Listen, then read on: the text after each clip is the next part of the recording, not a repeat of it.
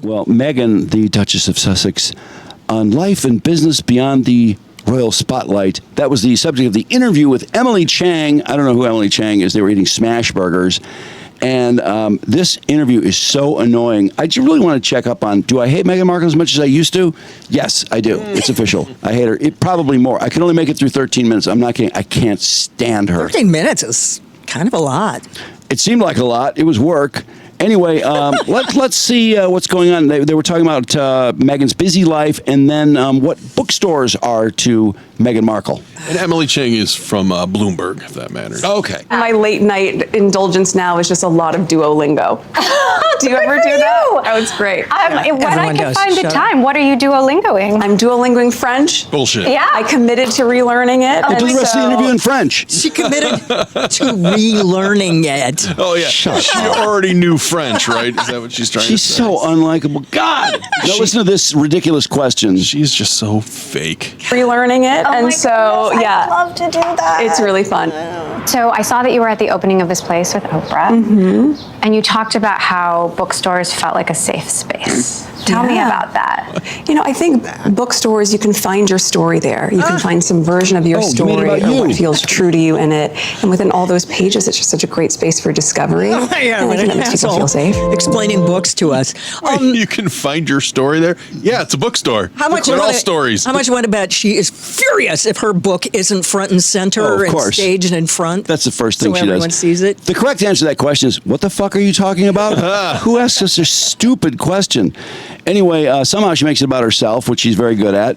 So question 2, this is another question where the correct answer is, what the fuck are you talking about? The question was, how important is it to own your own story? What does that mean?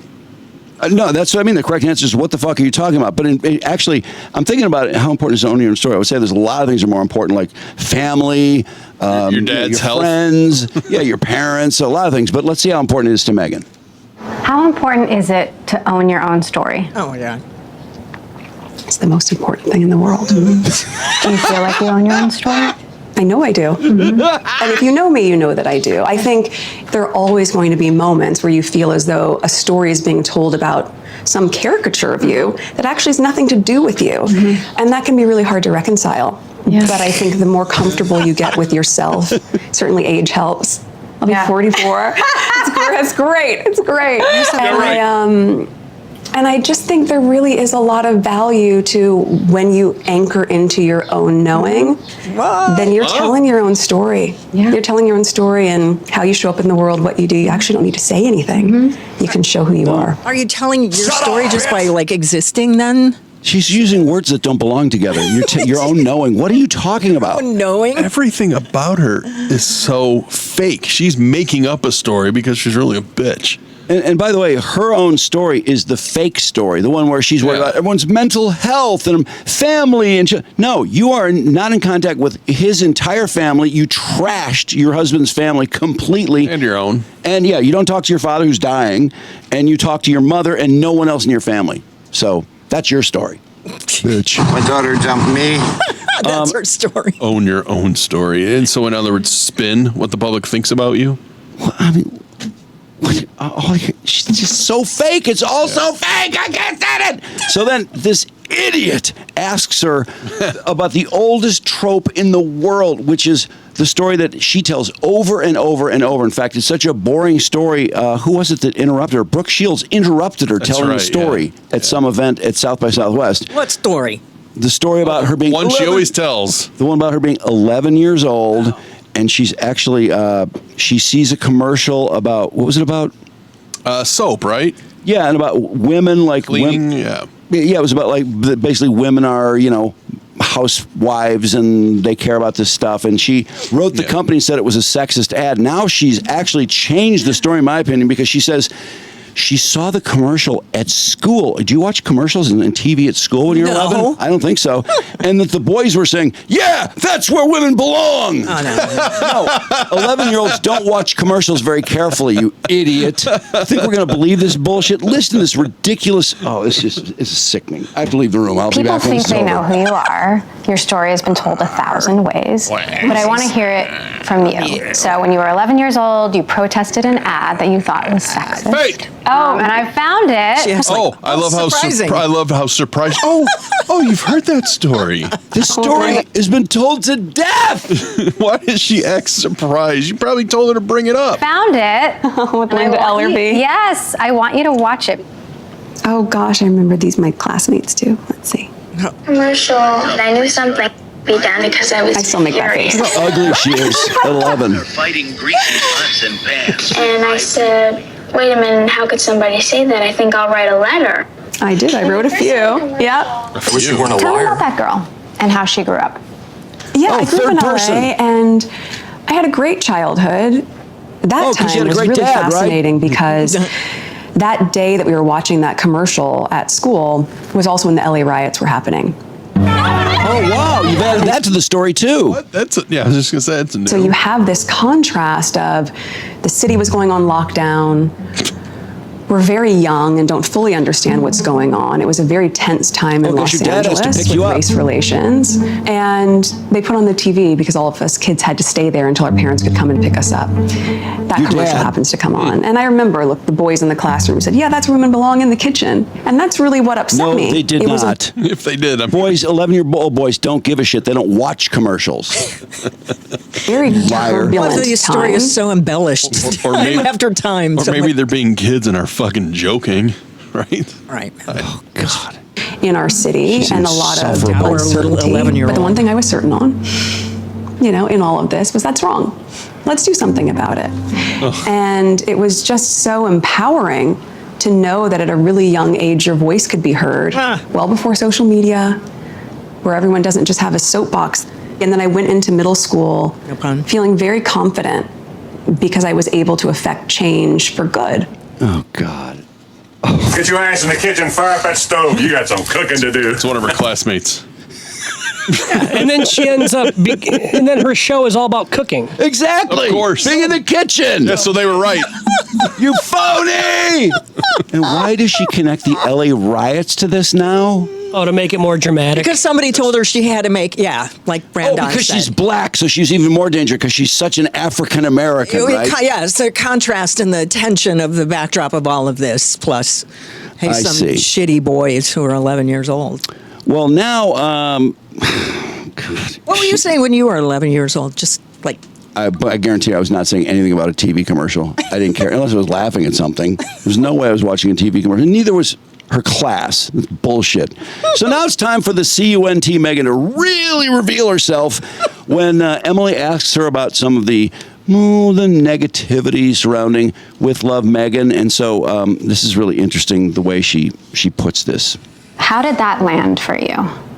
I think I knew who I was trying to meet. And so if you know your audience, you know your demographic, well, they love the show.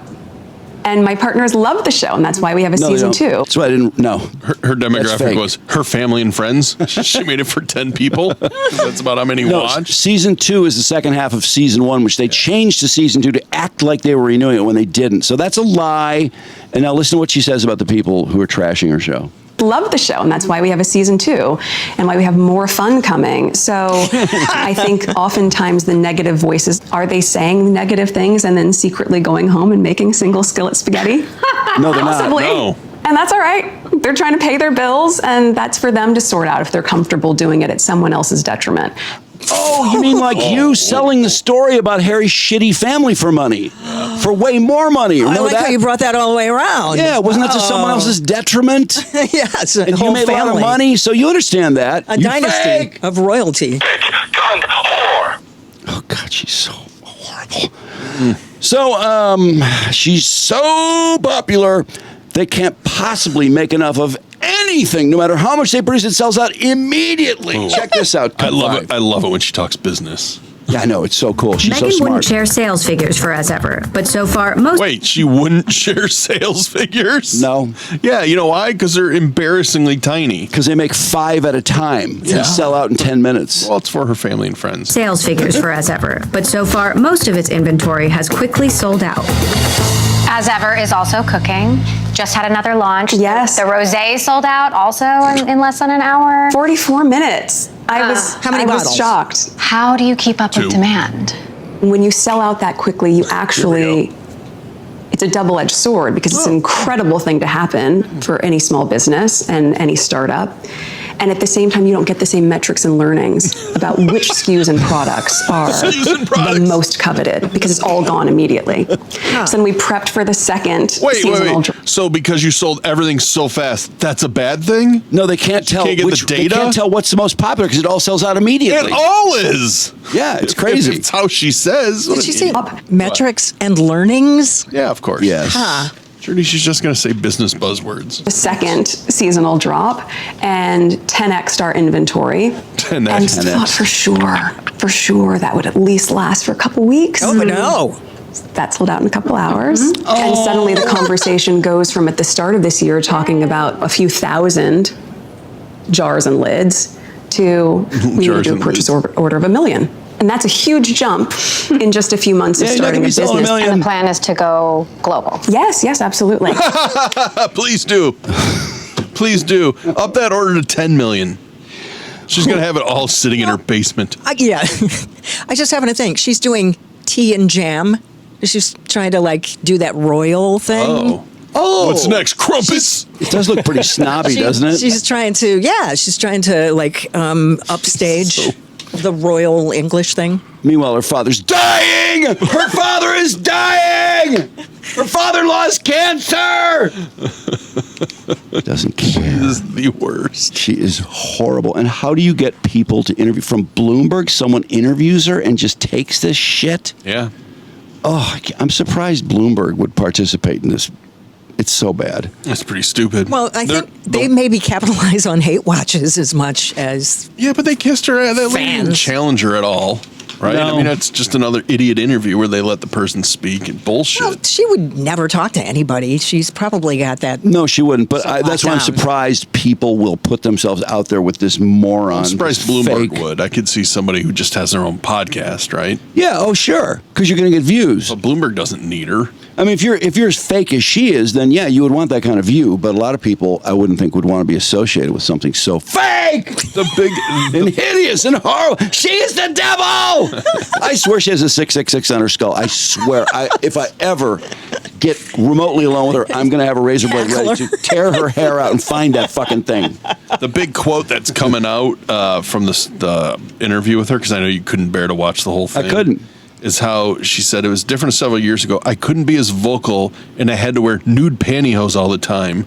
And that now she feels freer because that was so inauthentic. I'm like, what a sacrifice! Yes. Like the royal sacrifice was made that you had to wear pantyhose. Like the royal family bossed her around. No, she had him out of the fucking royal family in no time.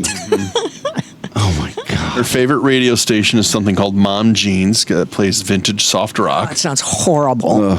She was not well after going 3 weeks without seeing her children. She was physically not well. Did someone ask her how she felt? Why was she 3 weeks without her kids? What was more important? Something I'm sure. Tour? But Didn't they go on tour? No, it's when I guess they went back to the UK, and of course they couldn't bring the kids because it's just so unsafe there. Yeah, they needed too much security. Wait, I remember that? I remember her going back. That's what they said in the article. I thought just he went. Let me see if I can find that. Who babysits for her kids then when she's gone? Is it like Oprah or 35 nannies they have? Yeah, the regular nannies. Drop them off at Oprah's house. Good point, Brandon. They probably have a team of nannies. Of course they do. Listen to how unique her children are. Lilibet's favorite color is pink. Oh. She's a little girl. And Archie's the most tender, sweet child of all time. I'm sure. Sounds like a pussy.